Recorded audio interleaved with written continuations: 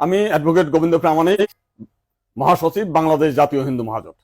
গতকাল বিকালে শেখ হাসিনার পদত্যাগের পরে এদেশের হিন্দু সম্প্রদায় মনে করেছিল যে তাদের উপর বিশাল একটা হামলা, লুটপাট, অগ্নিসংযোগের ঘটনা ঘটবে। কিন্তু গতকাল বিকালেই বিএনপি এবং জামাতের নেতারা তাদের নেতৃবৃন্দকে হিন্দুদের বাড়িতে হামলা, লুটপাট, অগ্নিসংযোগ যাতে না হয় এবং প্রত্যেক মন্দিরে যাতে পাহারা দেয় সেই ব্যবস্থা করার নির্দেশ দেয়। এবং গতকাল থেকে আমরা দেখেছি সেই পাহারা দিয়েছে। সাধারণভাবে হিন্দুদের উপরে বড় কোনো মন্দিরে কোনো হামলার ঘটনা ঘটে নাই।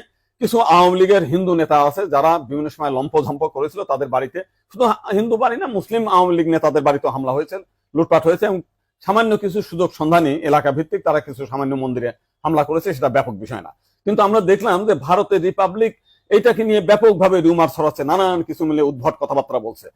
এবং আজকে দেখলাম শেখ হাসিনার নিয়ে তারা কাহিনী তৈরি করছে, বঙ্গবন্ধুর স্ট্যাচু মানে ভাঙছে, সেটা নিয়ে তারা খুব দুঃখে সাগরে ভাসছে।